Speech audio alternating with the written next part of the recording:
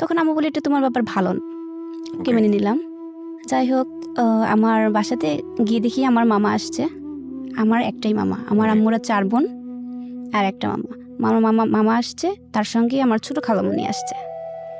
তো ছোট খালামণি আসছে বাসাতে, আমি গিয়ে দেখি আমার আব্বু অনেক চিল্লাচিল্লি করতেছে আমার মামা এবং আমার খালামণিকে দেখে। আচ্ছা, ওখানে যে ওরা কেন আসছে, আম্মু বলতেছে আসছে বেড়াইতে আসছে, মানে এটা নিয়ে একটু কথা কাটাকাটি হয়েছে। যাই হোক, স্বামী স্ত্রীর মধ্যে লেগে থাকে। জি। তখন আমি ওদিকে আর গ্রাহ্য করিনি, আমি বাইরে খেলতে চলে গেছি। আম্মু আবার হয়তো বাবার সঙ্গে একটু রাগ ছিল, ওই রাগটা মানে কন্ট্রোল করতে না পেরে আম্মু আমাকে বাহিরে নিতে আসছে, এসে আমাকে একটা চড় মেরে দিছে। চড় মেরে দেওয়ার পরে আমি একটু কান্না করছি, কান্না করতে করতে যে আমার তখন একটা মাইন্ডে লাগছে যে চিন্তা করছি যে সবার সামনে আম্মু আমাকে মারলো, আর কারো বাবা মতো এরকম মারে না, আমাকে কেন এরকম মারলো। আমি একটু রাগ করে রুমে চলে গেছি, চলে যেয়ে একটু রুমটা আটকিয়ে দিয়েছি।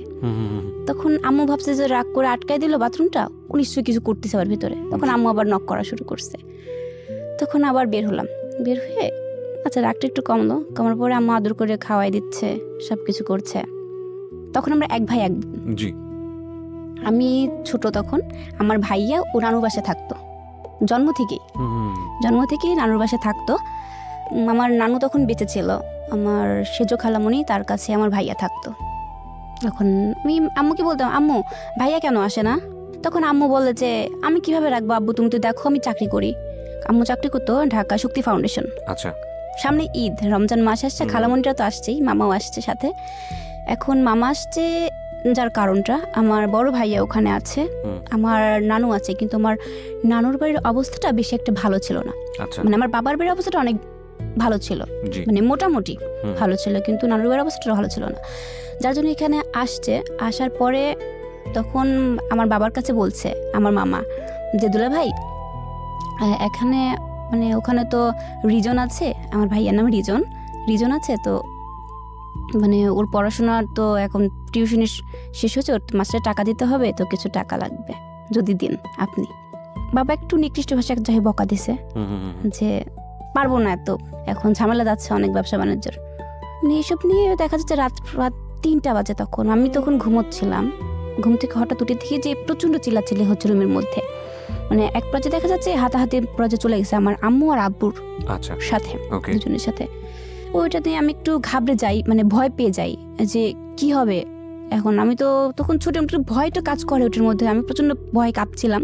আশপাশে সবাই বলছে যে আপনাদের বাসাতে কি হয়েছে, এত চিল্লাচিল্লি, সবাই চিল্লাচিল্লি করছে।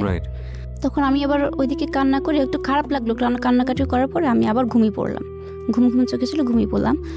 তখন সকাল হয়ে গেছে।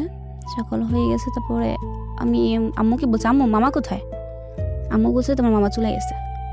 তখন আমি একটু কান্না করছি যে মামা আমাকে সাথে কথা না বলে কেন চলে গেল। তখন চলে যাওয়ার পরে তখন মামা আমাকে ফোন দিয়ে বলছে, আম্মু আমি আবার পরে আসবো। ফোন দিয়েছি যখন, বলছে আম্মু তো আমি পরে আসবো আবার। তখন তো মানে মোবাইল ফোন ছিল না, তখন ওই টেলিফোন লাইনটা বললো না, তখন ওই টেলিফোন লাইনে আমি কথা বলেছি মামার সঙ্গে। তখন মামা বলেছে আমি পরে আসবো। ঈদের দিন আমার আম্মু প্রচণ্ড কাঁদতেছে, খুব কাঁদছে। কান্নার পরে আমি আম্মুর কাছে গেছি, আম্মু কি হয়েছে? কিন্তু আমি তো আর আম্মুর কষ্টটা বুঝি না, কিছুই বুঝি না আম্মুর কষ্টটা। শুধু আমাকে প্রশ্ন করছে আম্মু কি হয়েছে, তবু আম্মু কাঁদে, কোনো কথা বলে না। তারপরে ক্লাস 4 পড়ি, আমি নানুর বাড়িতে বেড়াতে গিয়েছি।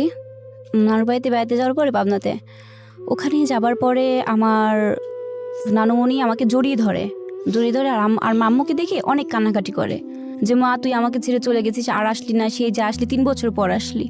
কান্নাকাটি করছে। আমার ভাইয়াকে দেখলাম, আমার ভাইয়া আম্মুকে ধরে অনেক কান্নাকাটি করছে, আম্মু আমি যাবো, আমাকে নিয়ে যাও না কেন ওখানে। আম্মু নিতে চাইতো, কিন্তু আমার খালামণিরা নিতে দিত না। ওখানে অনেক আনন্দই ছিলাম আমরা, ভালো। কিন্তু আসার সময় আমার বাবা তো আমাদের সাথে যায়নি, আমি আম্মুর সঙ্গে গিয়েছিলাম। ওখানে মানে তাদের এমন ছিল যে আমি তো ঢাকাতে যখন থাকি তখন তো মানে খুব ভালোভাবে চলাফেরা করি, আমার খাবারটাই থাকে, কিন্তু নানুর বাসায় যখন গিয়েছি তখন তো ওখানকার খাবারটাও ছিল না সেরকম। বাট আমার খুব রাগ হতো, আমি কী দিয়ে ভাত খাবো আম্মু, আমি কী দিয়ে ভাত খাবো, আমি এখানে থাকবো না, আমি চলে যাবো, এরকম বলছি। তখন আমার স্কুলও খুলে গেল, আমি ওখান থেকে চলে আসবো। আমার ভাইয়া চিৎকার শুরু করছে, আম্মু আমি যাবো, আম্মু আমি যাবো, আমার নিয়ে যাবো, আম্মু আমি যাবো। তখন নানু বলছে যে না তোমাকে যেতে হবে না।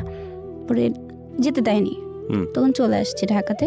কিন্তু ওখান থেকে ভাইয়া এতটা কান্নাকাটি করছে যে পরবর্তীতে আমার মামা আমার ভাইকে নিয়ে চলে আসছে ঢাকাতে। আচ্ছা, নিয়ে আসার পরে এখানে যখন নিয়ে আসছে তখন আমার বাবা কথা বলে না, মানে মামার সাথে তো কথা বলে না, কিছুই বলছে না। মামা তখন পড়াশোনা করতো, মামা তখন এসএসসি দেবে, আমার মামা এসএসসি দেবে, ওকে নিয়েও আসছে। তখন হয়তো সেটা অগ্রচরে বলছিল যে বড়াপা আমি ফর্ম ফিল আপ করবো, আমার কিছু টাকা লাগবে। মানে একটা যেটা বুঝতে পারছিলাম যে আপনার নানু বাড়ির লোকজন সামহাও আপনার মার ইনকামের উপর নির্ভরশীল ছিল, এবং কিন্তু আপনার বাবা সেটা খুব একটা সাপোর্ট করতো না। আচ্ছা, ইকোনমিক স্ট্যাটাসটা বোঝাটা খুব জরুরি প্রিয় শ্রোতা। আপনারা যারা শুনছেন ইনিশিয়াল স্টেজে আছি আমরা গল্পের, ধৈর্য ধরে সামনের দিকে আগাবেন, কারণ গল্পের আসল বিষয়টা থেকে আমরা এখনো অনেক দূরে। হ্যাঁ বলেন। তারপরে বলছে যখন বড়াপা আমার ফর্ম ফিল আপের জন্য কিছু টাকা লাগবে, তখন আম্মু করলো কি, আম্মুর কাছে তো টাকা ছিল না, আম্মু পাশের বাসা থেকে হয়তো বা মানে মনে হচ্ছিল আমার যেটা ধার করে নিয়ে আসছে। হ্যাঁ নিয়ে আসছে, যে পরবর্তীতে তখন স্যালারি পাইলে হয়তো দিয়ে দেবে। হ্যাঁ নিয়ে আসার পরে দিয়েছে, মানে সেটা বলেছে তো দুলাভাই যেন না জানে। ওই কথাটা আমার কানে আসছে, তো দুলাভাই যেন না জানে, এই কথাটা বলেছে আমার আম্মু। তখন আমার মামা চুপ করে চলে গেছে। তখন আমার বাবা এসে বলছে যে আরিফ আসলো, এসে আমার দেখা না করে চলে গেল, যে ব্যাপার কি, মানে আমি যে বড়, কোনো কি সম্মান নেই আমার? তখন বাবা এইভাবে বলছে। এরপরে ক্লাস 5-এ উঠলাম, সমাপনী দিব আমি। তখন সমাপনী পরীক্ষা শেষে ছুটি হয়েছে, তখন দাদুর বাড়িতে চলে গেছি যশোর কৃষ্ণনগর গ্রামে, বাঘারপাড়া থানার। তো ওখানে যাবার পরে অনেক আনন্দই করলাম। ওখানে যাওয়ার পর আমার ছোট চাচু, ও আমার মামার সমানই প্রায়। আচ্ছা, তখন আমি যখন ওখান থেকে চলে আসব, আমার বাবা তো আমাকে রেখে চলে গেছে, আমাকে আর আমার আম্মুকে। তখন আম্মুর সঙ্গে আর চাচুর সঙ্গে 4-5 দিন থাকার পরে ঢাকায় ফিরতেছি। ফেরার পরে রাস্তার মধ্যে কথা হলো যে আমার চাচু বলছে যে ভাবি এখন থেকে আমি আপনাদের সাথে থাকবো, আপনার সাথে। আম্মু বললো যে ঠিক আছে, আমাদের সাথে থাকলে তো সমস্যা নাই, আমারও ভালো, আর আমার কথা জান্নাত তো একা থাকে বাসাতে, ও তখন আর একজন সঙ্গী হবে। আম্মু অনেক খুশি হয়েছে, উৎসাহ নিয়ে চলে আসছে। তখন আমার আম্মুর পেটে বাচ্চা ছিল। আচ্ছা, তখন মানে ওই দিনই কথা বলতেই মানে আম্মুর প্রচন্ড পেইন ওঠে। পেইন ওঠে, পরে ঢাকা মেডিকেলে নিয়ে যায়। পরে ওখানে আমার আর একটা বোন হয়। বোন হওয়ার পরে কিন্তু ওকে খুব ভালোবাসে, আমার বাবার চোখের মনেই ছিল ধরতে গেলে পারে। কিন্তু তখন দেখতাম যে আমার প্রতি যে একটা মানে তার ইয়াটা ছিল, তখন হয়তো আস্তে আস্তে সেটা কমে গেছে। আচ্ছা, আপনি মনে করছিলেন যে আপনার ভালোবাসার প্রতি শেয়ার চলে এসেছে, আপনার ছোট বোন সেখানে ভাগ বসাচ্ছে। হ্যাঁ, মানে এরকম আমার মনে হচ্ছিল। মানে তখন ও বড় তো হচ্ছে আস্তে আস্তে, কিন্তু আমি তো আমার ছোট বোনকে অনেক ভালোবাসি, ওকে খুব আদর করি, যত্ন করি, সব কিছুই করি। কিন্তু তখন আমার একটু রাগও হতো, যাবো শুধু ওকে নিয়ে ব্যস্ত থাকে। আমি কি কিছু না, একটা খাবার নিয়ে আসছে ওর হাতে দিল, আমার হাতে কেন দিল না, মানে এটা একটু মানে আমার মনের মধ্যে আসছে যে, তো তখন অতটা এখনকার মতো বুদ্ধিটা তখন আসেনি আমার, মানে একটু রাগও হতো। মাঝে মাঝে দেখতাম কি আমি ওর কাছ থেকে খাবারটা কেড়ে নিতাম। আচ্ছা, এরকম করতাম আমি। এরপর আমি ক্লাস 8-এ উঠে গেলাম, এরকম করে দেখতে দেখতে ক্লাস 8-এ উঠলাম। 8-এ ওঠার পরে জেসি পরীক্ষা দিব আমি। তখন প্রথম দিন আমার সেদিন বাংলা পরীক্ষা ছিল। ওই দিন মানে আব্বু আম্মুর মধ্যে অনেক কথা কাটাকাটি চলছিল আমার নানুর বাড়ির বিষয়টা নিয়ে। কিছুই রান্না করেনি সেদিন আম্মু। পরীক্ষা দিতে যাব, তার কিছু মুহূর্তে দেখাতে ওই রুমের মধ্যে প্রচণ্ড ভাঙচুরের শব্দ হচ্ছে। শব্দ হওয়ার পরে আমি ভেতরে গেলাম, গিয়ে তখন দুজনের মধ্যে কি কথা কাটি হচ্ছিল আমি জানি না। যাই হোক, তখন এক মুহূর্তে দেখলাম কি আমাদের সোফা সেটে যে টিটিবিলটা ছিল, এই টিটিবিলটা দিয়ে আমার আম্মুর মাথার উপরে অনেক জোরে বাড়ি দিছে। বাড়ি দেওয়ার পরে তখন আমি ওইটা দেখে প্রচণ্ড চিৎকার করছি, আর লোকজনকে ডাকছি, কিন্তু কেউ আসেনি ওই মুহূর্তটা। তখন আমার আব্বু এক মুহূর্তে বলে বসছে যে এক তো ভাই বোনকে নিয়ে আমার সংসারটা শেষ করে দিছে, আর এক হাতে করে নিয়ে আসছে, ওইটাও আমার জীবনটা নষ্ট করে দিচ্ছে। তখন আমি তো ছোট, বুঝতে পারিনি যে এই কথাটা কিভাবে বললো আব্বু, যে হাতে করে নিয়ে আসছে, মানে এটার মানেটা কি। আমি তবুও বুঝতে পারিনি যে বাবা কি বোঝাতে চাচ্ছিল। পরে নিজের প্রত্যেকটা এলাকার লোকজনকে আমি ডাকছি যে সবাই একটু আসেন, আমার আম্মুটা একটু হসপিটালে নিয়ে যাব, এক থেকে পরীক্ষা দেরি হয়ে যাচ্ছে। কিন্তু একটা ব্যক্তিও আসলো না। সবাই বলে কি একটু মার্ডারের মতো, কেউ হাত দেবে না পুলিশ না আসা পর্যন্ত। তখন অঝরে শুধু কাঁদছি আর কাঁদছি। তখন আমার পাশের ইউনিটের একটা যে ছিল, পরে সে আসছে। আমি বলছি আন্টি একটু হেল্প করেন না, আমার সাথে আমার আম্মুকে আমি হসপিটালে নিয়ে যাব। তখন উনি হেল্প করছে। আমার কাছে কোনো টাকা ছিল না, কোনো টাকা না থাকার কারণে আমি যে কি করব মাথার মধ্যে কোনো কিছু আসছিল না। একদিকে পরীক্ষা, পরে আন্টি বললো কি আম্মু তুমি কান্নাকাটি করো না, তুমি পরীক্ষা দিতে চলে। আমি পরীক্ষা দিব না, আমার আম্মুর এমন অবস্থা, আমি পরীক্ষা দিব না। তখন আম্মু বললো যে যাও তুমি। তবু তারপরে আমি আম্মুকে এরকম রেখে আন্টিকে বারবার বলে গেছি যে আন্টি একটু দেখেন, আমি তাহলে যাই। ওই দিন আমি একা একাই, কখনো তো পথ চলি নাই একা একা, ফার্স্ট ওই দিন আমি পরীক্ষা দিতে গেছি একা একা। কিন্তু পরীক্ষার সেন্টারে শুধু আমার মাথার মধ্যে একটা টেনশনই আসছে, লিখছি আর বছরে কাঁদছে যে আমার আম্মুর ওখানে কি অবস্থায় আছে, আম্মু কতটা কষ্ট পাচ্ছে। আমি বাসাতে চলে গেলাম, বাসা দেখি আম্মু তো আসেনি। পরে আবার হসপিটালে গেছি, গিয়ে দেখি আমার আম্মুর এখান থেকে তো চুল কেটে ফেলছে, তো এখানে 8টা সেলাই দিচ্ছে আম্মুর। তখন আম্মুকে জড়াই ধরে আমি প্রচুর কাঁদছিলাম, আম্মু তোমার খুব কষ্ট হচ্ছে। আম্মু বলছে না আমার কোনো কষ্ট হচ্ছে না।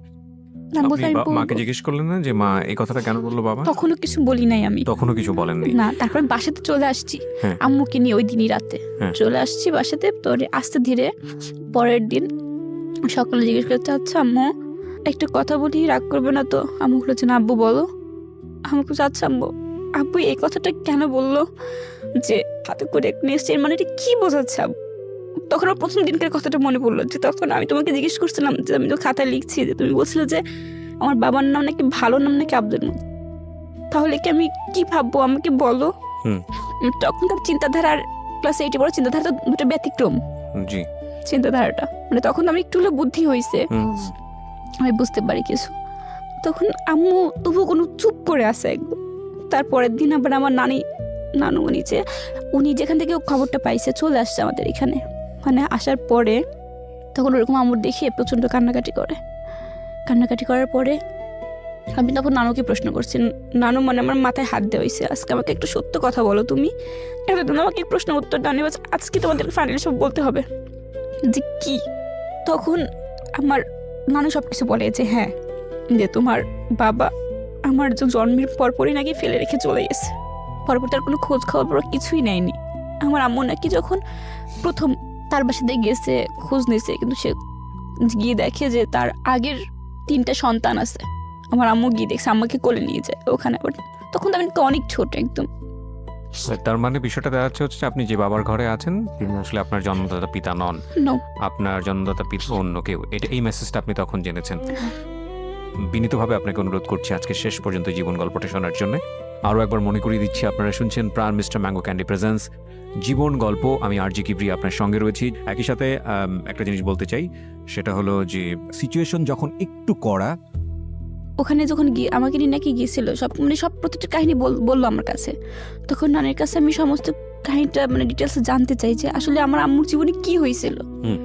তখন নানু বলে যে তখন আমার জন্মের পর নাকি বাবা ফেলে রেখে চলে যায়, মানে আমি হসপিটালে থাকতি, আমার বাবা ফেলে রেখে চলে গেছিল আমাকে।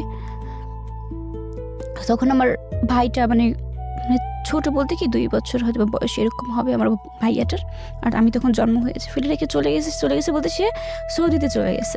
আচ্ছা, সৌদিতে চলে গেছে। বাট আম্মু অনেক খোঁজাখুঁজি করেছে, কিন্তু তার ঠিকানা কোথাও পায় না। কারণ আম্মুর যখন নাকি বিয়ে হয়েছিল তখন আম্মু তো জানতো না যে তার বাড়ি কোথায় বা কোনো কিছু।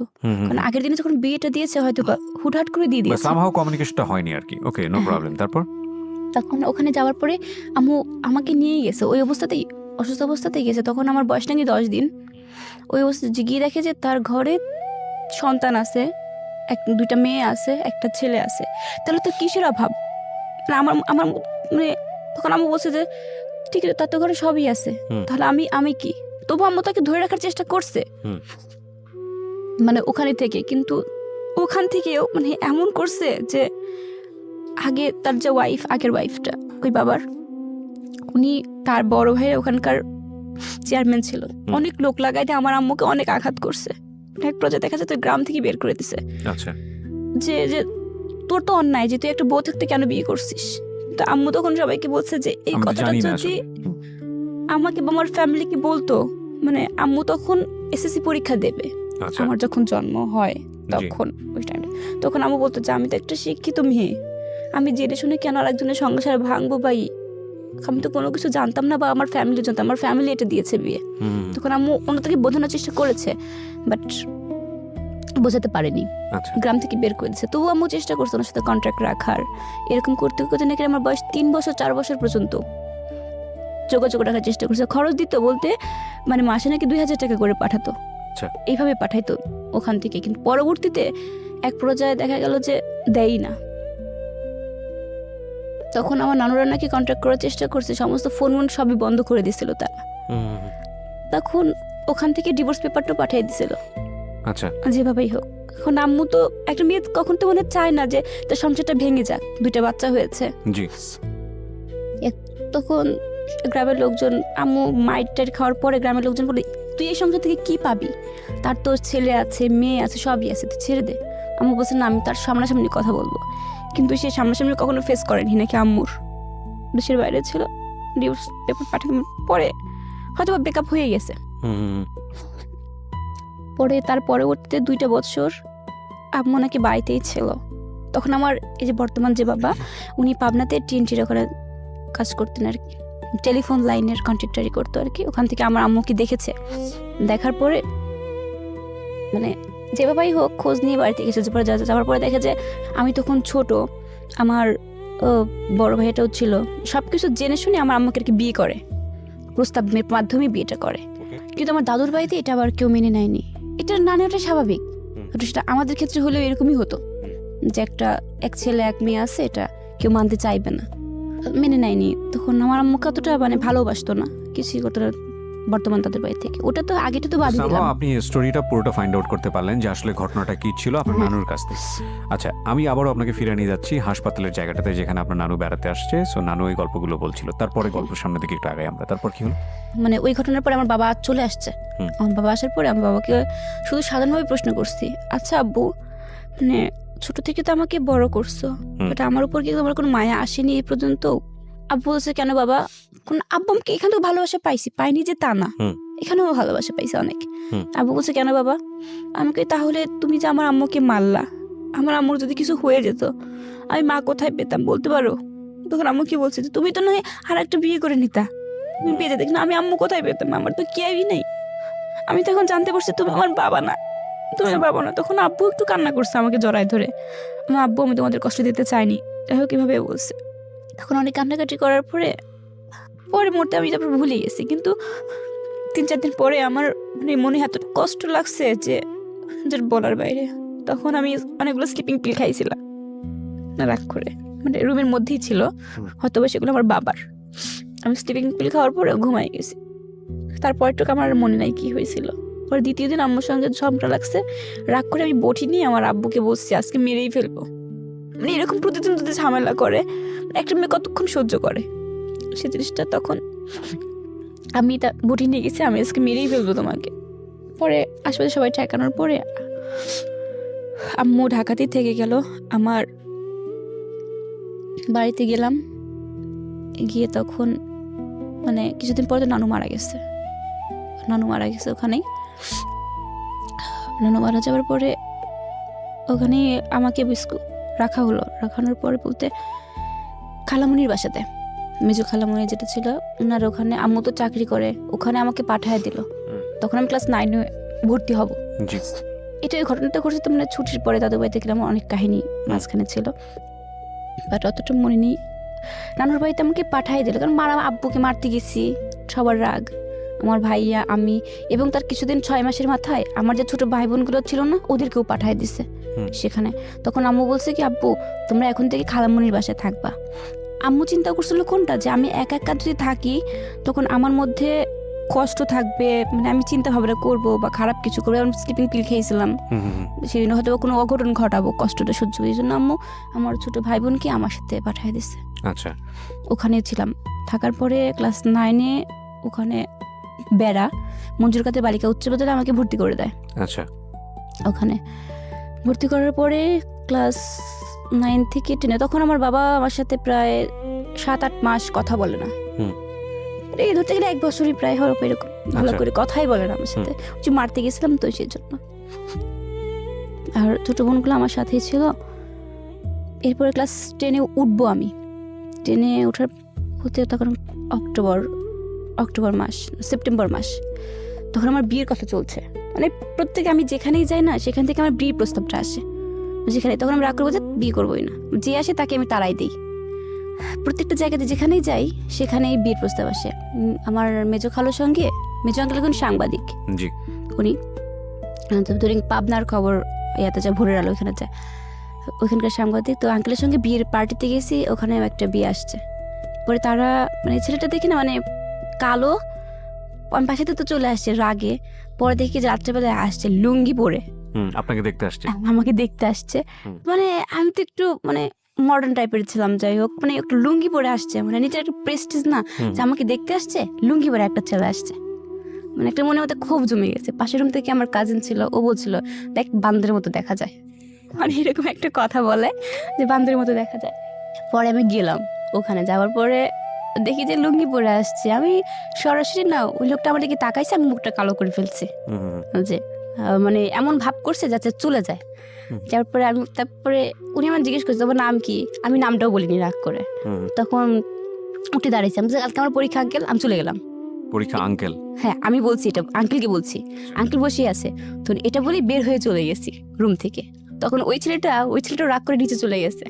যাবার পরে উনি বলছে যে আপনার ভাগ্নি আমাকে দেখে পছন্দ করে নাই, দেখছেন মানে কি ড্যামাক এই মেয়ের জীবনে বিয়ে হবে না, এরকম একটা কথা বলে গেছে। তারপরে দ্বিতীয়বার সকাল হয়েছে, সকালের পরের দিন সকালে আর কি, পরের দিন সকালে মামা ফোন দিয়েছে। ফোন দেওয়ার বলছে আমার কিছু বন্ধু আসবে, মানে বন্ধু আসবে।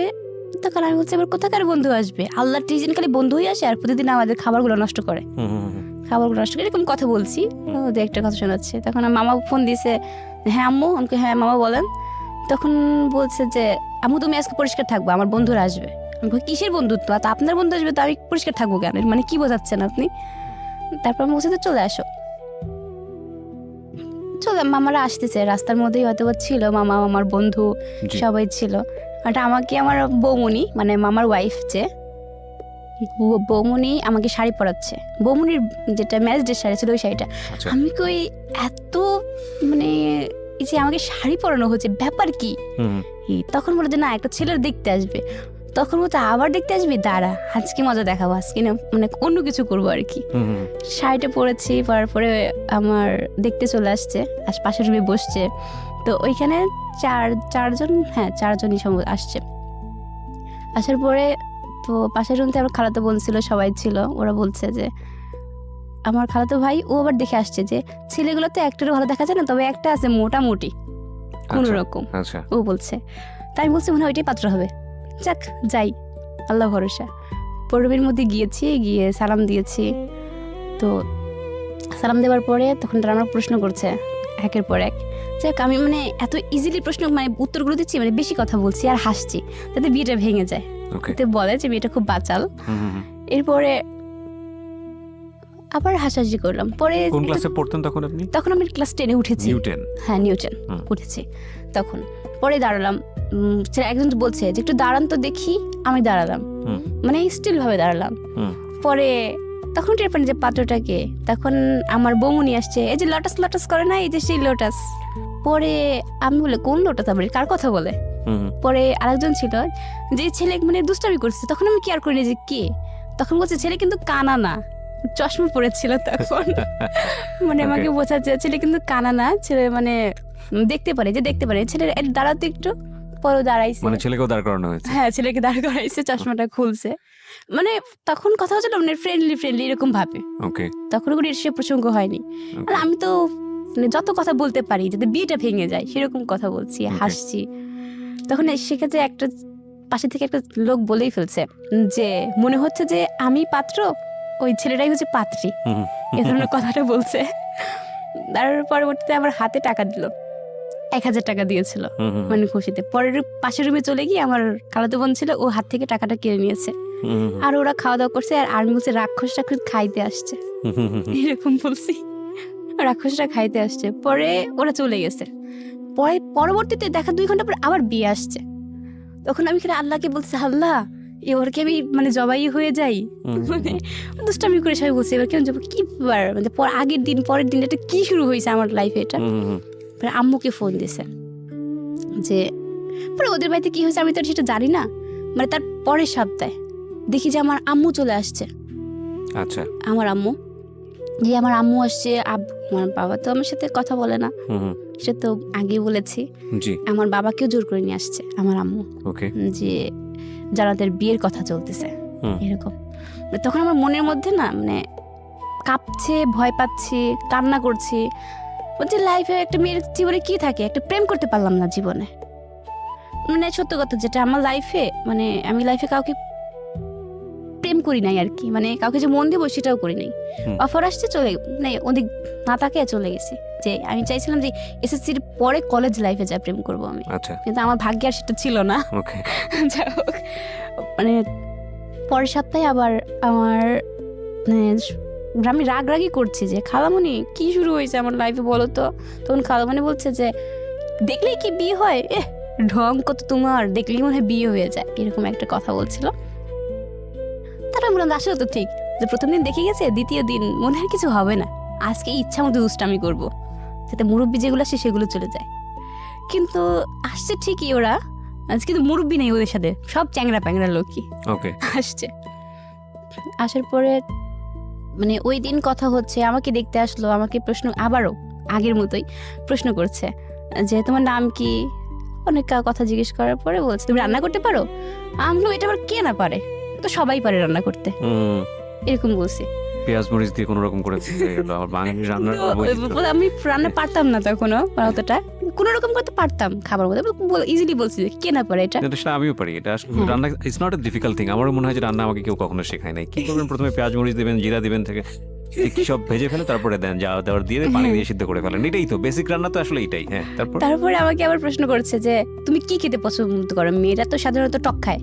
আমি বলছি না, আমি টক খেতে পছন্দ করি না, মানে নর্মাল ভাবে যেভাবে বলছি, আমি মিষ্টি খাই অনেক। সেটা সেটা আমি লাইফে মানে মিষ্টির পাল্লা 2 কেজি মিষ্টি একা খেয়েছি, এটা আমি ফার্স্ট হয়েছি সেখানে, বাট আমি মিষ্টি খেতে অনেকটা পছন্দ করি। তারপরে দেখা যাচ্ছে ওখানে গেলাম, চুপচাপ বসে আছে বারান্দার মধ্যে, যে বিদ্যুৎ চলে গেছে, এত পরিমাণ গরম, মানে একদিকে হালকা হালকা বৃষ্টি হচ্ছিল, একদিকে প্রচন্ড গরম হচ্ছিল। পরে গেলাম, কিন্তু তার মানে 20 মিনিট পরে আমার মেজো আঙ্কেল, যেটা মেজো খালু আর কি, উনি বলছে যে এই জান্নাত, আমরা জি বলতে তোমার জন্ম তারিখ কবে, আমাকে প্রশ্ন করছে। তখন জন্ম তারিখটা বলতে গেলে আমার যখন কথা বলে বাল্য বিবাহ হবে, ওটা তো আইনি বিরুদ্ধ অপরাধ। এখন জন্ম তারিখটা অনেক আগায় দিছে ওখানে। যাই হোক, মানে আপনি জানেন না উপরে কি হচ্ছে না, আমরা জন্ম তারিখের কথা কেন জিজ্ঞেস করি, একটা কনফিউজ মনে হচ্ছে যে কি, মানে কেন জিজ্ঞেস করতে পারে। খালামণি কি বলছে, খালামণি কি হচ্ছে উপরে, কিন্তু আমার আম্মু কান্না শুরু করছে অলরেডি। আমার আম্মু প্রচন্ড কান্না কাঁদছে আমাকে জড়ায় ধরে। আমাকে আম্মু কি হয়েছে, মানে যেটা সত্য কথা, আমার আম্মু বিয়েতে রাজি ছিল। প্রথম আর কি আমার যার সাথে বিয়ে ঠিক হবে আর কি, সে ছেলেটা একদম রোগা ছিল তখন, রোগা টাইপের। ওকে দেখা তো আমি বলছি এই পুচকে ছেড়ার সাথে আমার মেয়েকে তুলে দিলে আমাকে মেয়েকে কি করবে, মানে লোটাসের অবস্থা তখন ওরকম ছিল, অবস্থা রোগা টাইপের একদম শুকনো, যে পুজিতে একদম বাচ্চা ছেলে, এর হাতে মেয়ে তুলে দেবো আমি। আমার বিয়েটা এরকম কথা চলছে যে ছেলের বাড়ি সম্পর্কে কোনো কিছুই আমরা জানি না, ছেলের কোথায় বাড়ি, কোন স্থানে বাড়ি, মা কে আছে না আছে কিছুই জানা নেই, মানে এরকম। আমার আম্মা এক বলছে কি ছেলের বাড়ি দেখতে যাবো, তো বলছি ঠিক আছে চলো।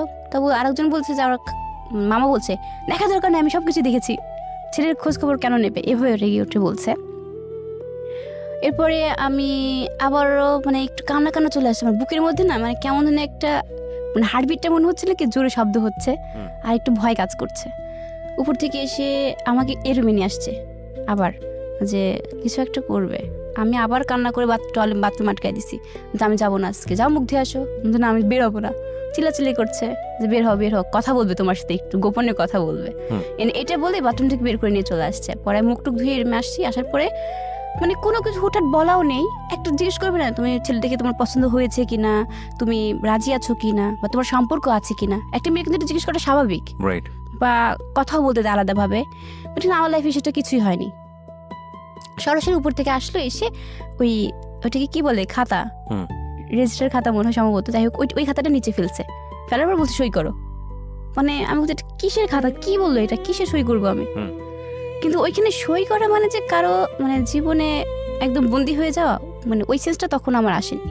কিন্তু পাশ থেকে তখন আমার মানে খালাতো বোন বলছিল, ও বলছিল যে আজ তুই জবাই হয়ে গেলি, মানে এই কথা। কিন্তু আমি প্রচণ্ড চিৎকার পারছি, কাঁদছি, কান্নাকাটির পরে সইটা করেই দিলাম। তারপর পাশের রুমে যাই, মানে যত কান্না আসে মনের মধ্যে ইচ্ছা মতো কাঁদলাম কান্নাকাটি করার পরে। কিন্তু খালামণি বলছে যে এতদিন তুমি ছিলে এই বাড়ির মেয়ে, কিন্তু আজ থেকে তুমি আর এই বাড়ির মেয়ে না।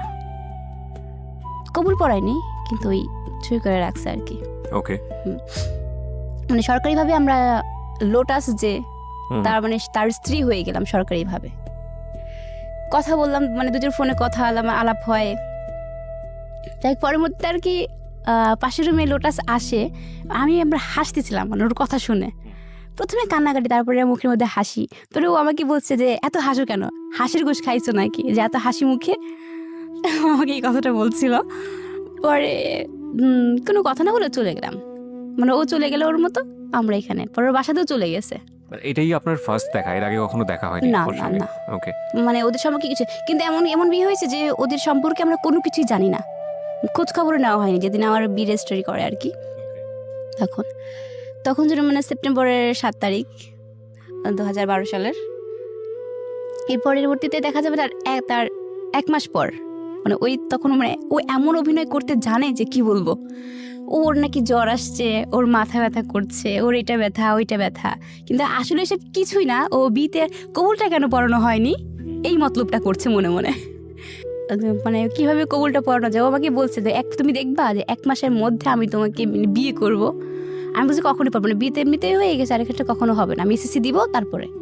বলছে না, দুজনের মধ্যে অনেক কথার মধ্যে আর কি। যাই হোক, আর করার পরে যে প্রেমটা হয় আর ব্যাপারটা ছিল। ইয়েস, পরে আমার ফার্স্ট মানে ওর দেওয়া উপহার একটা মোবাইল ফোন। ওকে, হ্যাঁ, সেটা একটা মোবাইল ফোন আমাকে দিয়েছে। কিন্তু ফোনটা দিয়েছে আমি অনেক খুশি হয়েছি, প্রথম একটা ফোন পেয়েছি। আগে ফোন ছিল বাটন ফোন, বাট এখন স্ক্রিন টাচ একটা ফোন পেয়েছি, দামি ফোন। তখন ওর সঙ্গে আমার খালামণি একটা পার্সোনাল রুম দিয়েছে, যে কোনো কথা বলছি, ও দেখি যে ঘুম পাড়তেছে, ওখানে এসে ঘুমাই গেছে। তারপর বিকেল হয়ে গেল, ও চলে গেল ওর মতো। এরকম তো আশেপাশের লোকজন দেখলে খারাপ বলে যে ছেলে এত যাতায়াত করে কেন, এখনো মেয়ে উঠায় নিয়ে যায়নি। গ্রাম অঞ্চলে তো এটা বলে থাকে স্বাভাবিক। এরপরে তার দ্বিতীয় সপ্তাহ পরে আমার শাশুড়ি আম্মা যে উনি আসছে আমাকে দেখতে, এসে আমাকে দেখে অনেক খুশি যে টুকটুকি একটা মেয়ে পেয়েছি আমাদের, মানে প্রত্যেকটা মেয়ে, মানে আমি একটু চঞ্চলা, কথা বলি বেশি, তখন সবাই আমাকে ভালোবেসে মেনে নিয়েছে। দেখাশোনার পরে ওরা চলে গেল। তার আবার 1 সপ্তাহ 2 সপ্তাহ পরেই ওরা আবার খবর পাঠাইছে যে আজকে বিয়ে পড়াতে আসবে, এরকম কাহিনী। 1 মাস পরেই আবার বিয়ের ঘাড়ে চলছে, আবার চিল্লাচিল্লি শুরু করছে যে আমার কথার কোনো দাম নাই, যে আমার সঙ্গে এর বিয়ে হচ্ছে, তখনই কিছু বললা না, এখন আবার আমার অনুমতি ছাড়া বলছে আবার কবুল পড়ায় দিবা। এটা কি খেলনা পাইছো আমাকে, আমি কি মেয়ে না, আমি মরে যাবো কিন্তু এরকম করলে, এরকম দুষ্টামি করে কথা বলছি আর কি। আর কান্নাকাটিও করলাম যে কোনো বিয়ে পায় না, রেসপন্স পায় না। কিন্তু সেই তখন আবার আমার বিয়ে যখন পড়ানো হবে, আমার বাবা আসবেই না, বেশি বলছে বিয়েতে মেন কথা, মানে বাবার রাগ যে আমি যাবোই না বিয়েতে। আমি অনেক কান্নাকাটি করে বাবাকে ফোন দিলাম, আবু তুমি আসবা না, তুমি না আসা পর্যন্ত আমি কিন্তু কবুল বলবো না, আমি বলছি। তো বাবা এক পর্যায়ে রাজি করালাম, অনেক বলে 2 ঘন্টা কথা বলার পরে বাবা রাজি হয়েছে, ঠিক আছে আমি আসছি না, এটাই। আবু চলে আসছে, পরের দিন ভোরে এসে আব্বু নামছে, নামার পরে কথা বললাম, আব্বুকে অনেক বোঝালাম, মানে আগের কথাগুলো পরে কথা, আব্বু যেভাবে আমার অন্যায় হয়েছে মাফ করে দাও। আমি তবু বাবা, আমি সেক্ষেত্রে বলছি আব্বু আমাকে মাফ করে দাও, আমার ভুল হয়ে গেছে, মাফ চেয়েছে, কারণ আমি তো সারা জীবন তোমার সাথে, আমি তো পর হয়েই গেছি, আমাকে তো তাড়িয়ে দিচ্ছে তোমরা। পরের দিন বিয়ের সময় চলে আসছে ওরা, আমার যে বিয়ে পড়ায় রাখবে, তখন ওরা সব ওদের বাড়ি থেকে সব লোকজন চলে আসছে, প্রায় 20 জনের মতো লোক আসছে। আমার জন্য নর্মালি একটা শাড়ি নিয়ে আসছে, নর্মালি আর কি একটা শাড়ি নিয়ে আসছে, আর একটা জুয়েলারি একটা নিয়ে আসছে, ওইটা পরে বিয়ে পড়াবে। আচ্ছা পড়লাম, পড়ার পরে এখন কবুল পড়াবে। কিন্তু যখন খাতা সই করছিলাম তখন তো একটু কাঁদছি, কিন্তু যখন কবুল বলতে গেছে তখন আরো চিৎকার, যে হায় হায় টিভি সিনেমায় কবুল দেখি যে তার শ্বশুর বাড়ি নিয়ে যাবে, টিভি সিনেমায় কবুল দেখেন ওই সময় কান্নাকাটি করে, সেজন্যই কি আপনি কান্নাকাটি করছেন নাকি? না না, ওই জন্য না, আসলে কান্নাকাটিটা করছিলাম এই জন্য যে আজকে বলে আমাকে বিদায় করে দেবে, আচ্ছা মানে মনে হয় আমার কিছুই হলো না, অনুষ্ঠান হলো না, আমার কিছু তো হলো মনে হয় না। এই সময়টাতে বেশি কান্নাকাটি করা উচিত ছেলেদের, কিন্তু আমি জানি না, মানে মেয়েরা ওই একদিনই কেঁদে নেয়, বাকি সারাটা জীবন ছেলেরাই কাঁদে। ন্যাচারালি আমার কাছে এটা ফিল হয়। বাই দ্য ওয়ে এটা জাস্ট আ ফান, কেন যে মেয়েরা কাঁদে আই ডোন্ট নো, কাঁদে আসলে কি কি ফিলটা হয় ওই সময়টাতে? ওই সময় আর কি কবুল যখন বলছিলাম তখন বলছিলাম যে এতদিন আম্মুর আন্ডারে ছিলাম, বাবার আন্ডারে ছিলাম, কত স্বাচ্ছন্দ্য ছিলাম, কিন্তু খালাতো বোনকে তো দেখছি যে স্বামী যা বলে ওইটাই শুনতে হয়। আচ্ছা এরকম সেন্সটা ছিল তখন, কিন্তু মানে জীবনটা শেষ করে দিল না?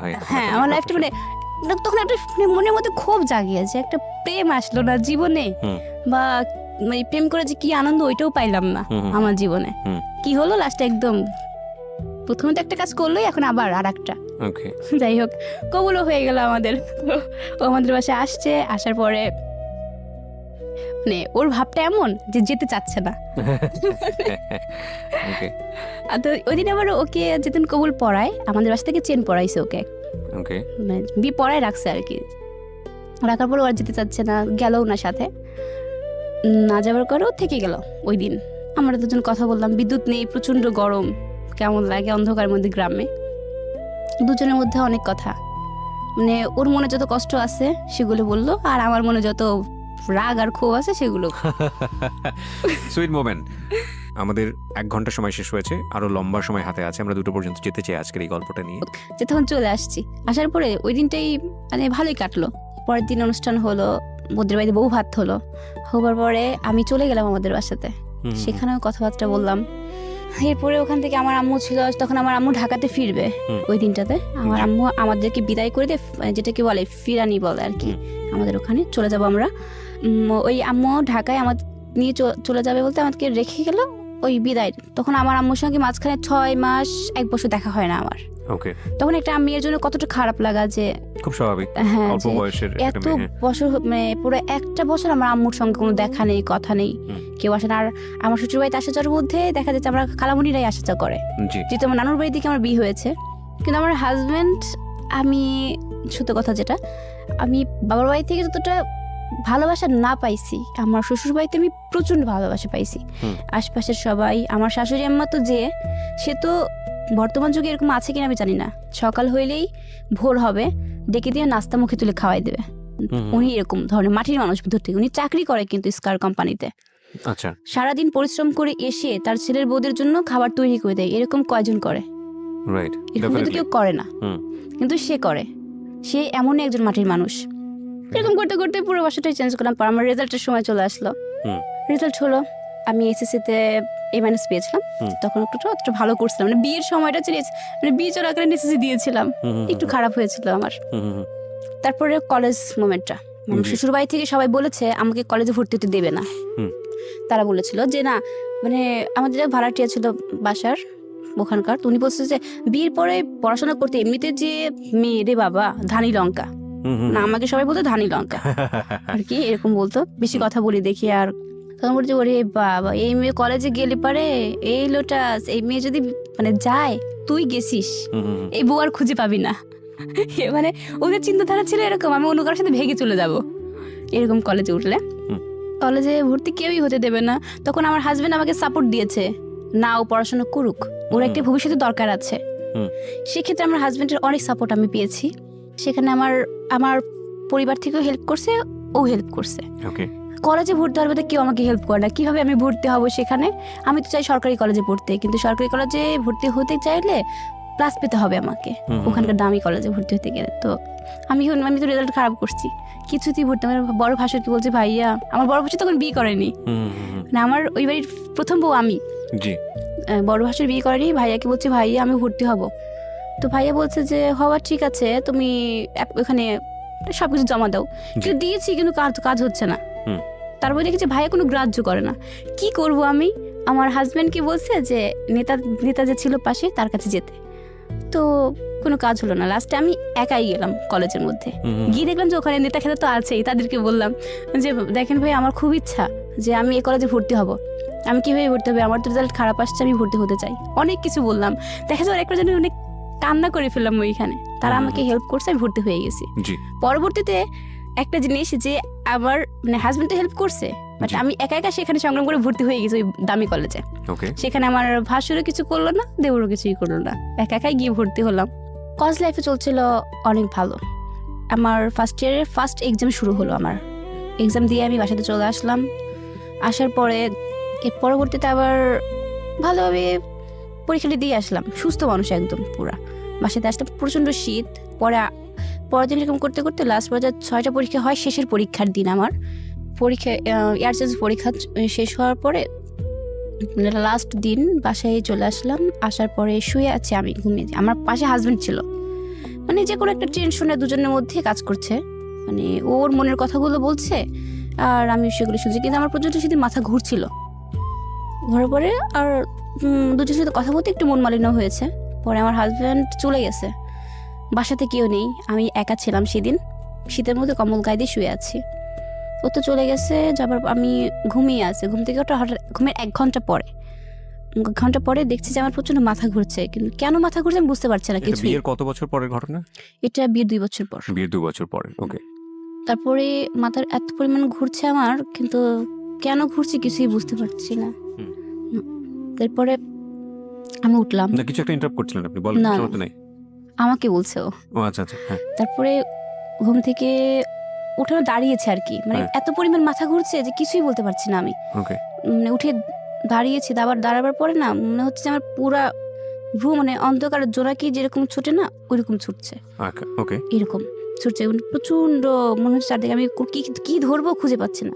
এভাবে একটা টিভি টলি ছিল, টলিটা ধরেছি, নিচের দিকে তাকিয়েছি। পরে তাকিয়ে দেখি কি মানে রক্ত পুরা স্রোত ভেসে গেছে, কিন্তু ওটা বুঝতে পারিনি আমি যে রক্ত কোথা থেকে পড়েছে, মানে শরীর দিয়ে আর কি, আপনার শরীর থেকে পড়েছে। আচ্ছা, আমি বুঝতে পারি, কিন্তু ওই রক্তটা দেখে মাথা আরো ঘুরছে প্রচন্ড। তখন আবার নাক দিয়ে এবং মুখ দিয়ে, ওকে, নাক মুখ দিয়ে একটানা ব্লাড, ওই ব্লাডটা থামছে না। আর আমি বমি করছি, ওই রক্ত উঠে আসছে আর শরীর পুরো এরকম ভাসতে ভাসতে পুরো ফ্লোরটা ভেসে গেছে। My goodness. ফ্লোরটা মানে আমি যে রুমে বসে আছি ওই রুম থেকে নিচ দিয়ে ভেসে একদম ফ্লোরে চলে গেল এরকম। কিন্তু তখন আমার মানে তখন এত টেনশন, মানে ফোন কোথায়, আমি কাউকে যে ডাকবো ওই চেঞ্জটা আমার, মানে কী করবো, আশেপাশে সবাইকে ডাকছি, কাউকে কোনো রেসপন্স পাচ্ছি না, ভরা শীত। তখন হাত পায়ে এরকম থরথর করে আমি কাঁপছি, মানে শরীর থেকে রক্তটা পড়ে যায় তখন একটু কেমন লাগে, মানে এই ঠোঁটগুলো মনে হচ্ছিল যে ঝিনঝিন ঝিনঝিন এরকম করছে, আমার চোখগুলো। তখন ফোনটা হাতে নিয়েছি, ফোন হাতে নিয়ে আমার হাজব্যান্ডকে এত পরিমাণ কল দিয়েছি, রিসিভ করেনি কেউ। মানে বিপদ আসলে যা হয়, হয়তো কোনো কাজ ব্যস্ত ছিল, হ্যাঁ, সে রিসিভই করে না, ফোন রিসিভ করছে না। আমি আশেপাশে ডাকছি, মামি শাশুড়ি ছিল, মামি একটু আসেন, ডাকছি, আবার যে যাচ্ছে তাকেই ডাকছি, ও মামি একটু হেল্প করেন, এরকম ডাকছি সবাইকে। এক পর্যায়ে ডাকতে ডাকতে দেখা যাচ্ছে তখন আর পারছি না, তখন আমি ওখানেই সেন্সলেস হয়ে পড়ে গেছি।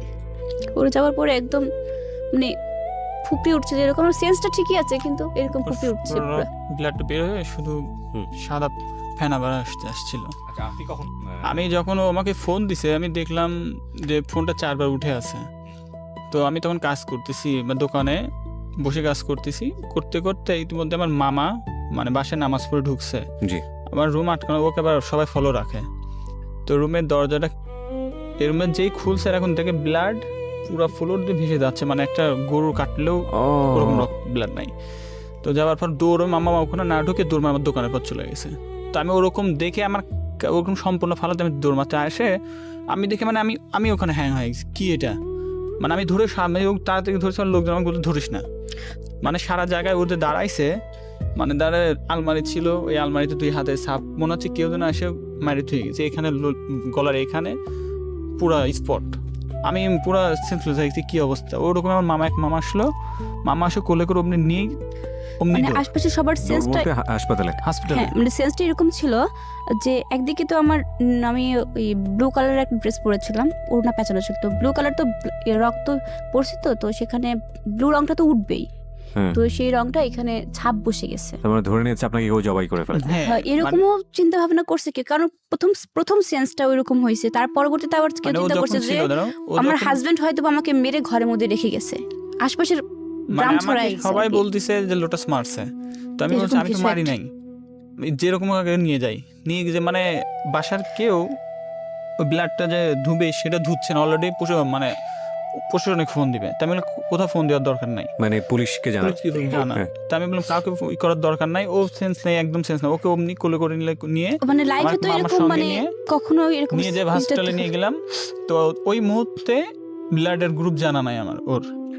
দেখেন গল্পটা কোথায় ছিল, কোথায় এসে দাঁড়িয়েছে এবং কোথায় যাচ্ছে সেটাও আপনার জন্য অকল্পনীয়। শুধু একটাই কথা, ধৈর্য ধরে প্লিজ শেষ পর্যন্ত আপনারা শুনবেন। আমরা ছোট্ট একটা বিরতি নেবার আগে আপনাদেরকে আবারও বলছি, এই গল্পের খুবই গুরুত্বপূর্ণ একটা ভিডিও পার্ট যারা আজকে এখানে গেস্ট হিসেবে আছেন তাদেরকে আমরা উপস্থাপন করবো আমাদের ইউটিউব চ্যানেলে। আমার ইউটিউব চ্যানেলটিতে গেলে আপনি সেখানে তাদেরকে দেখতে পাবেন। তার আগে আপনাকে সাবস্ক্রাইব করতে হবে। আমার ইউটিউবের ঠিকানা www.youtube.com/RJKibriya FM, RJKEBRIAFM। চ্যানেলটিতে গিয়ে সাবস্ক্রাইব করে নোটিফিকেশন মানে ঘন্টা বাটনটা অন করে নেবেন। আমি কিছুক্ষণের মধ্যে হয়তো ভিডিওটা আপলোড করব। ঠিক আছে, তো তারপরে কি হলো লোটাস? হসপিটালে নিয়ে গেলাম। তো একটা মানুষের শরীরে যখন মানে 0 পয়েন্ট আসে তখন তার অবস্থা কি হতে পারে। তো ডাক্তার বলতেছে ব্লাডের গ্রুপ বলে। তো গ্রুপ তো আমার জানা নাই, পাশে ওর বাসারও কেউ নাই, শুধু আমি আমার মামারা। তো তখনও আমার বাসাতে জানানো হয়নি, মানে ওর সেন্স রয়েছে, ওভাবে সেন্স রয়েছে। আমি বলতে জানা তুমি কি তোমার ব্লাড গ্রুপ জানো? 3 বার বলছে হ্যাঁ বি পজিটিভ। যখন বলছে তখন সঙ্গে সঙ্গে ব্লাডের আর কোনো নাই। পরে নিয়ে ডাক্তার বলতেছে এই রোগীকে আমরা করতে পারবো না। মানে ডক্টর ওখানে, আমি তখন পাবনা সদরে ভর্তি ছিলাম, ওখান থেকে সরাসরি কোনো টেস্ট না করেই বলে ফেলছে ব্লাড ক্যান্সার। তার ব্লাড 3 ব্যাগ, যখন 2 ব্যাগ চলে গেছে শরীরে, ডাক্তার বলতে আরো 3 ব্যাগ দিতে হবে। তাই আমি বললাম আচ্ছা ব্লাডটা যে দিচ্ছেন আপনি পজিশনে দিচ্ছেন, কথা ব্লাডও শরীরে কিচ্ছু নাই, মানে মোট হচ্ছে 5 ব্যাগ দেওয়া হয়েছিল, তো আপনি বাঁচবে না। তো আমি দেখতেছি ওর যেভাবে শরীর দিয়ে মুখ দিয়ে নাক দিয়ে ব্লাড আসতেছে, আমার তো ওদিকে আমার পুরো সেন্স কাজ করতেছে না। তো তখন ওকে আমি বললাম, ডাক্তার বললেন ঠিক আছে আপনি ব্লাডই করেন। 2 ব্যাগ ব্লাড নিয়ে করে দিল, সঙ্গে বলে রাজশাহীতে নিয়ে যান। রাজশাহী নিয়ে গেলাম। রাজশাহী নিয়ে যায় বিভিন্ন রকম টেস্ট। আমার তো তখন মাথা খেয়াল, আমার একটাই খেয়াল যে শুধু আমি ওকে বাঁচাবো, আমার কিচ্ছু দরকার নাই। ডাক্তার বলতেছে টেস্ট করান, রাজশাহীতে বলতেছে সে টেস্ট দিচ্ছে। মানে এমন অবস্থাটা হয়েছে রাজশাহীতেও যে শুধু টেস্টের পর টেস্ট, মুখ দিয়ে ডক্টর এসে আমার সঙ্গে কথা বলছে, ডক্টরের মানে পায়ের উপরই মানে মুখ দিয়ে ব্লাড চলে আসছে, কিন্তু ডক্টর বলছে কিছুদিন বুঝতে পারছে না কেন রোগটা আসছে। যে কারণে একের পর এক টেস্ট করতে করতে মানে আমার পুরো হাত আর হাত নেই, মানে এরকম পুরো ফুলে গেছে 2 হাতটা। আর আমি তো খাবার খাই না প্রায় অনেক দিন যাবত, স্যালাইনের উপরেই যাচ্ছে। ওকে, তারপর লোটাস? তো আমি ডাক্তারকে বলতেছি আচ্ছা আপনারা যে এই টেস্ট দিচ্ছেন আমি সবই মানতেছি, কিন্তু আমার রোগীর তো কোনো রকম আমি পাচ্ছি না যে ওর ব্লাড উঠতেইছে। আপনারা এত মানে না হলে যে ডাক্তার আসতে প্রতিদিনে না হলে ডাক্তার ঘুরে 100 থেকে 120 জন ঘুরবে, আসতে যাচ্ছে, আমার রোগীর কোনো আমি পাচ্ছি না। তো ডাক্তারের সঙ্গে এক মুখে আমার ঝামেলা লেগে গেল। তো আমার যে খালু শ্বশুর ছিল তাকে নিয়ে গেছিলাম, সে বললো ওটা তুমি চুপ থাকো। তো মাথা ঠান্ডা করে আমি বললাম মাথা ঠান্ডা আমার আসতেছে না। তখন ডাক্তার বলতেছে যে ওষুধ খান, যখন ব্লাড উঠতেছে তখন ওষুধ দিচ্ছে, অ্যান্টিবায়োটিক ওষুধ দিচ্ছে আর ইঞ্জেকশন দিচ্ছে। কিছু সময় বন্ধ থাকতেছে বলে ঠিক হয়ে যাবে। তো যাই এক প্রকার ব্লাডটা একটু বন্ধ হলো। 7 দিনের মাথায় ওকে আমি নিয়ে পাবনা আসলাম। মানে ফিরে বাসাতে চলে আসছি, ওখানে মনে হয় 2 সপ্তাহ পর 2 সপ্তাহ পর আমি আবার ওকে রেখে গেছি। ও তখন একটু ভালো কথা বলতেছে, আবার কলেজে গেছি, আমার কলেজ থেকে আসছে জানার জন্য যে আমি ফর্ম ফিল আপ করতে পারবো কিনা, মানে এই ধরনের ইন্টার পরীক্ষা ফাইনাল। হ্যাঁ তখন তো আমি গিয়েছি, বাট মনে রেজাল্ট হয়েছে কিন্তু আমি সেখানে বলছে যে হ্যাঁ এগ্রিড পেয়েছি, মানে স্যার বলেছে। তো আনন্দ চলে আসছি, আমার কাজিন ছিল সাথে, খালাতো ভাই, ওর সঙ্গে বাসায় চলে আসার পরে আমার কলেজ ড্রেস পরাই আছে, মানে আমি তো অসুস্থ, হাঁটতে পারি না। রাজশাহী থেকে চলে আসছি, ওই বছর তো কলেজে গিয়েছিলাম, বাসাতে নিয়ে চলে আসলো আমাকে। তো আমাকে রুমে বসায় রাখছে, আমার তো প্রচন্ড জ্বর, গায়ে আমার গায়ে হচ্ছে আমার রেশ বের হয়েছিল এরকম ফুসকা। লোটাস বলেন? হ্যাঁ। তো আমি ডাক্তারকে ফোন করলাম যে স্যার ওর তো এরকম গায়ে কি যেন বের হয়েছে। তো বলতো এটা হলো ওষুধের রিয়াকশন। তো আমি ওকে আবার দেখতে ঠিক পাবো যে ওর কখন কোন সিমটমটা শুরু হবে, মানে ঠিক পাই আমি। তো ও যখন কলেজ থেকে আসলো তো আমি দোকানে থেকে বাসায় ফিরলাম। তো আমার যে শালু ছিল ছোট ভাই, ও আবার আমার খুব হেল্প করছে। তো বলতেছে ভাইয়া আমি একটু বাইরে যাবো, তুমি ওটা যাও। তো আমি ওকে দেখে আমার কেমন হলো, আমি বলতে জানো তোমার শরীর খারাপ লাগতো না, শরীর খারাপ লাগতেছে না। ও হয়তো চিন্তা করতেছে টাকা পয়সা। তাই আমি বলছি তোমার কোনো রোগ, তুমি কোনো সমস্যা হলে আমাকে বলবা, এইটা নিয়ে কোনো টেনশন করবা না। তো বলতেছে না। তা আমি ওকে রেখে আমার দোকানে আসছি। দোকান থেকে মোটরসাইকেলটা নিয়ে আমি একটু বাইরে গেছি। তখন আমার ফোন আসছে যে জানার অবস্থা খুব খারাপ। আমার কিসের মানে কি, আমার মোটরসাইকেল আমি জোরে আসতে বসে আমি তো বাইরে গিয়ে একটা একটা জিনিস ইয়া করছি কি যে আমি যে ওরকম মানে আবার ওরকম একটা না ব্লাড তখন পরের বার আবার না আরও বেশি আসছে, কারণ 5 ব্যাগ ব্লাড নিয়েছি, তখন তো শরীর অলরেডি ফুল ব্লাড আসছে, আমার প্রায় 18 পয়েন্টের উপরে ব্লাড আসছে, আবার সমস্ত রক্তটাই ঝরে গেল, মানে তখন মুখ দিয়ে বেশি আসছে। সপ্তাহের ব্যবধানে এটা 2 সপ্তাহের ব্যবধান। আবারও প্রথমে হলো হবার পর ব্লাডটা দিয়েছে সেখানে, হবার পর নিয়ে আসলাম আবার ঢাকা, সরাসরি তখন সদর থেকে বলে ওখান থেকে দিয়েছে, বলছে ওরা আর গায়ে হাত দেয়নি, আমার সঙ্গে সঙ্গে আমি ঢাকা নিয়ে আসলাম, ঢাকা নিয়ে এসে ঢাকা মেডিকেল ঢাকা নিয়ে আসলাম, ওখান থেকে বাসা থেকে বের করে আবার 2 ব্যাগ ব্লাড 2 পাশে ঝুলাইলাম, ঝুলাই নিয়ে সঙ্গে সঙ্গে ঢাকাতে আসলাম, ঢাকা মেডিকেলে ভর্তি করলাম, ভর্তি কিছুতেই নেয় না, ভর্তি নেবার পর বেড নাই ফ্লোরে, তো ফ্লোর নেবার পর আমি